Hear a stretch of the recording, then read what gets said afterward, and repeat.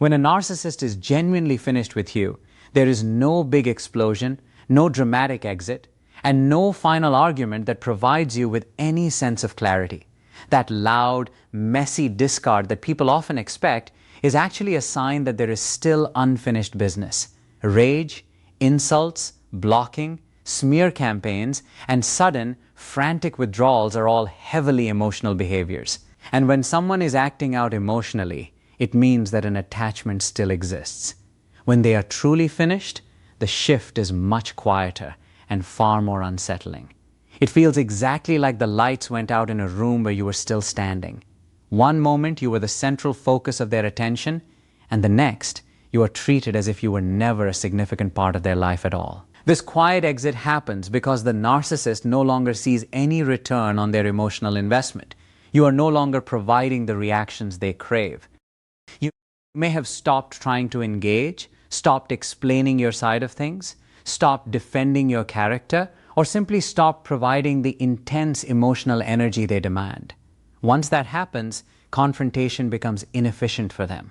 Drama requires a significant amount of energy, and narcissists are experts at conserving their energy when the payoff is gone. This silence is not a sign of maturity. It is a sign of complete disengagement. What makes this experience especially destabilizing is that the narcissist does not bother to announce this departure. There is no closure conversation because having that conversation would require them to acknowledge you on an emotional level. Instead, the contact simply fades or stops altogether. Messages are left unanswered. The familiar patterns you relied on just vanish. You are not told what changed because, from their perspective, there is nothing that needs to be explained. They have already mentally and emotionally relocated to a new space. This is the reason people often feel more confused during this phase than they did during the overt abuse. Your mind continues to scan the situation for meaning, searching for a final clue or something to respond to, but there is nothing left to push against. That absence of an answer creates a deep sense of self-doubt. You start questioning whether you ever really had a connection in the first place, whether you mattered at all, or whether you did something unforgivable to cause this. That confusion is not an accident. It is a natural byproduct of being discarded without any kind of narrative. The quiet exit also serves to protect the narcissist and their own self-image. Leaving in a loud or dramatic way risks exposure, conflict, or being held accountable for their behavior. Leaving silently allows them to maintain the fantasy that the relationship simply faded away on its own. You are not considered worth the effort of an explanation, and that is precisely the message being communicated, not through spoken words, but through their disappearance. Emotional detachment is far more final than rage, insults, or even a dramatic, screaming discard, because rage still contains a thread of connection. Anger is a form of emotional engagement. Yelling, blaming, threatening, or punishing someone means the narcissist is still invested in your reaction. They still want to be seen, felt, feared, or validated by you. Even cruelty requires a certain amount of attention. When a narcissist is angry with you, you still matter in their internal world. You still occupy space in their mind. You still possess the power to affect their emotional state. And that power is exactly what sustains the entire dynamic. Detachment is something entirely different. Detachment means you no longer register as being emotionally relevant to them. Your pain does not activate them. Your silence does not provoke them. Your presence no longer energizes them. This is not because of any growth or healing on their part. It is purely psychological withdrawal. They have completely shut down the emotional channel because it no longer serves their needs. Where rage says you hurt me or you challenge my control, detachment says you are no longer worth the emotional investment. This is why detachment feels so much colder and more destabilizing than the abuse itself. Abuse gives your nervous system something to react to. Detachment gives it nothing at all. The human brain is hardwired to seek resolution through interaction, even if that interaction is painful. When that possibility of interaction disappears, the bond does not instantly dissolve. Instead, it lingers, waiting for an answer that will never come. You may find yourself replaying old conversations, searching for hidden meaning, or waiting for a response that is never going to happen. Meanwhile, the narcissist has already emotionally exited the building. Detachment also protects the fragile self-image the narcissist works so hard to maintain. Rage always risks exposure. Arguments can reveal the cracks in their persona. Detachment avoids the need for any accountability whatsoever. By disengaging emotionally, they avoid the need for reflection, remorse, or repair. They do not have to admit to any wrongdoing if they simply stop caring about the outcome. This allows them to move on without ever having to confront the damage they left in their wake. They are essentially rewriting the history of the relationship as something insignificant rather than something that failed. For the person left behind, this emotional cutoff can feel like you are being erased. It hurts, not because the relationship actually lacked meaning, but because it had immense meaning to only one side of the equation. The silence communicates a brutal message. It is not that you were necessarily wrong, but that you are no longer necessary to their goals. And that realization often hurts far more than any cruel insult ever could. Indifference is the true ending because it signals the complete absence of emotional investment. Cruelty, manipulation, and even abandonment still carry a strong emotional charge. They are active behaviors that require attention, intention, and engagement. Indifference, however, requires none of that. When a narcissist becomes truly indifferent, you no longer serve a psychological function in their inner world. You are not someone they need to dominate, punish, impress, or extract emotion from. You are simply, in their eyes, irrelevant. This is why indifference feels so deeply dehumanizing. Human beings are naturally wired to measure the strength of a connection through the presence of an emotional response. Even negative attention confirms that you exist to them. Indifference denies that existence entirely. When a narcissist reaches this stage, they do not bother trying to win arguments, defend their actions, or reshape your perception of them. They stop caring how you see them because your perception no longer matters to them at all. Your feelings, your confusion, and even your deep pain no longer register as meaningful stimuli. Indifference also explains that sudden emotional flatness that people describe when this happens.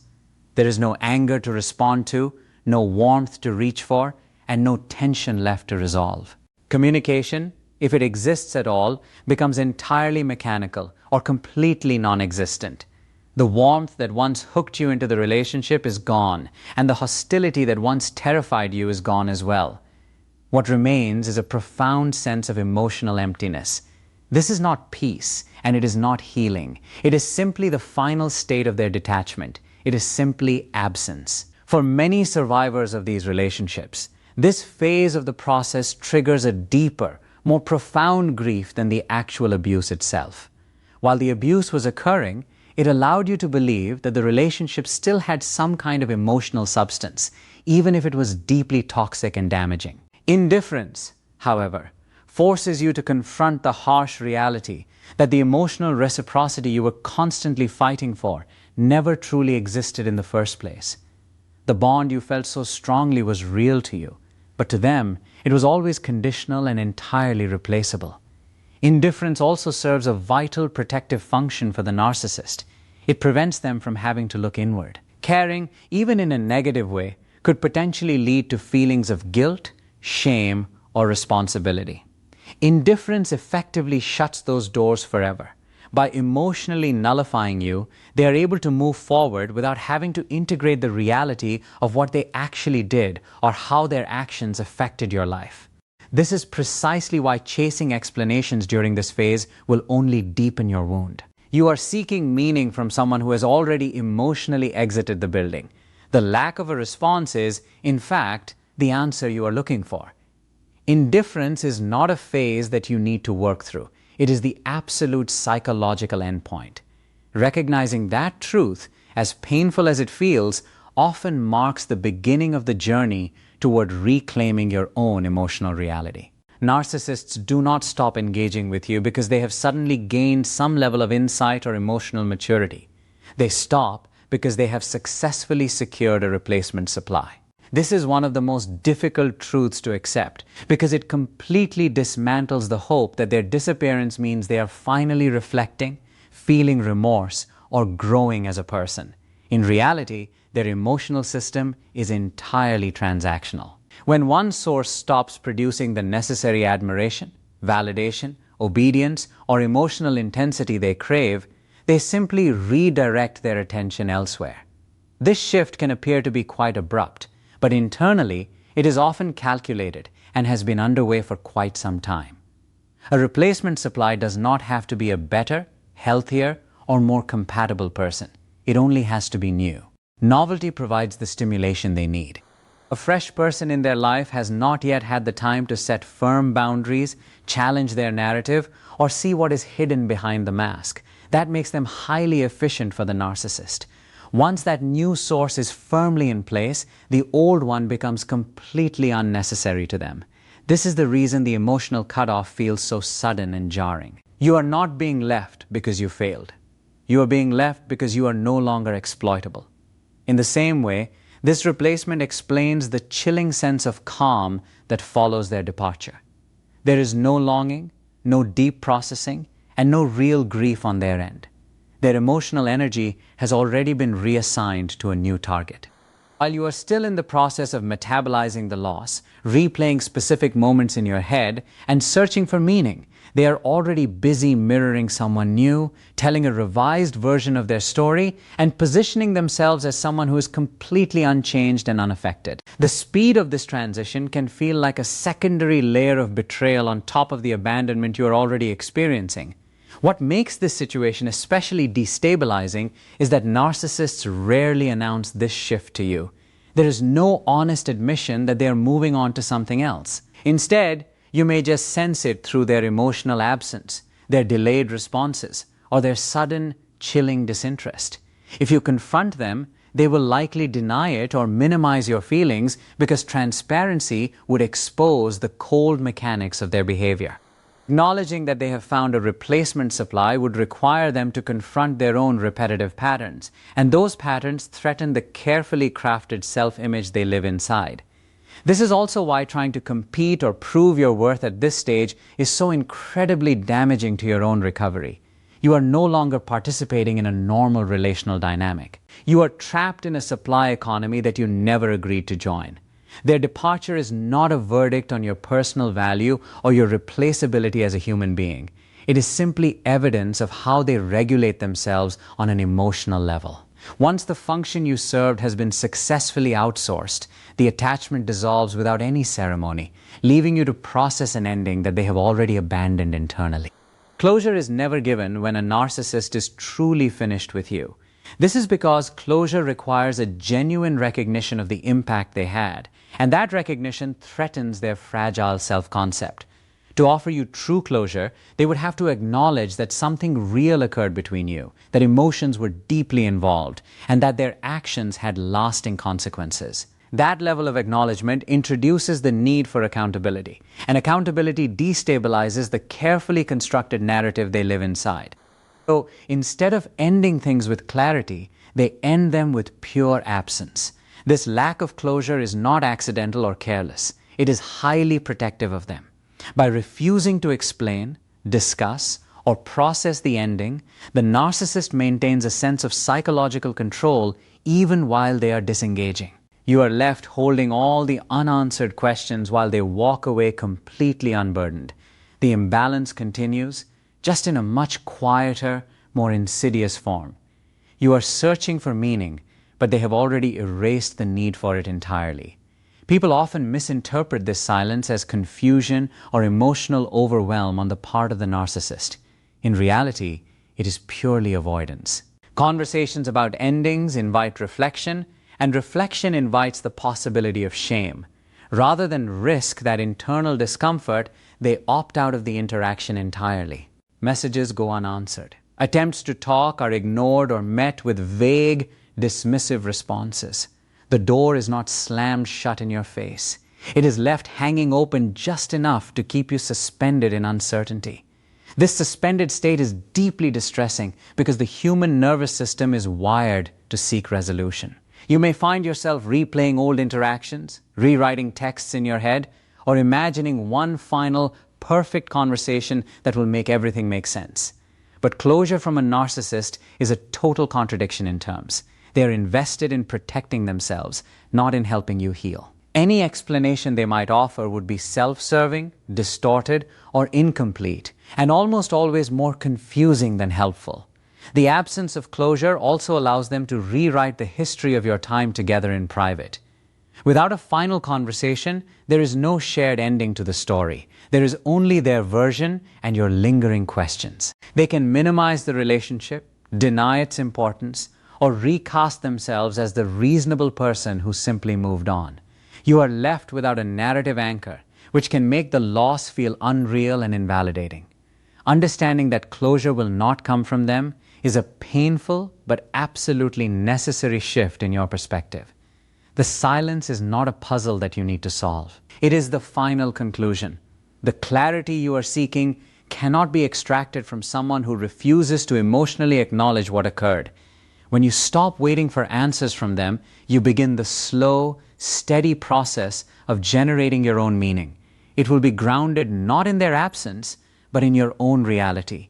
Your confusion is not a personal failure or a sign that you are somehow weak. It is evidence of the psychological whiplash created by a sudden emotional disappearance. When a narcissist is done, the ending does not follow normal relational rules. There is no gradual distancing, no honest conversation, and no mutual understanding. Instead, the emotional connection collapses without any explanation, leaving your mind trying to reconcile two completely incompatible realities: the intensity that once existed and the emptiness that followed. This confusion arises because the bond was built on inconsistency. Periods of attention, intimacy, or validation were always followed by withdrawal, criticism, or cold distance. Your nervous system adapted to this unpredictability by staying on high alert, constantly searching for patterns and trying to anticipate their next shift. When the narcissist finally disengages completely, that system does not just shut off. It keeps scanning for cues that are no longer coming. The silence becomes louder than any argument ever was. Many people mistake this confusion for a lingering attachment or a failure to move on from their side. In truth, it is simply the residue of emotional conditioning. You were trained to respond, to repair, and to self-correct in order to restore the connection. When there is no longer anything for you to respond to, your brain fills in the gaps with self-doubt. You may wonder if you misread everything, if you imagine the closeness, or if you were somehow responsible for the abrupt ending. That questioning is not true insight. It is just disorientation. The narcissist, meanwhile, is not confused at all. Their clarity comes from emotional disengagement, not from an understanding of the situation. They did not process the ending. They simply exited it. That asymmetry is what creates the persistent imbalance. One person is left trying to make sense of a story that ended without a final chapter, while the other has already replaced the book. This is why your confusion often peaks after contact stops, rather than before. The absence of stimulation removes the familiar chaos that once kept you focused outward on them. Without it, the mind turns inward, desperately searching for coherence. But coherence cannot be found in a dynamic that was never built on true emotional reciprocity. Recognizing that your confusion is a completely predictable response to an unnatural ending is crucial.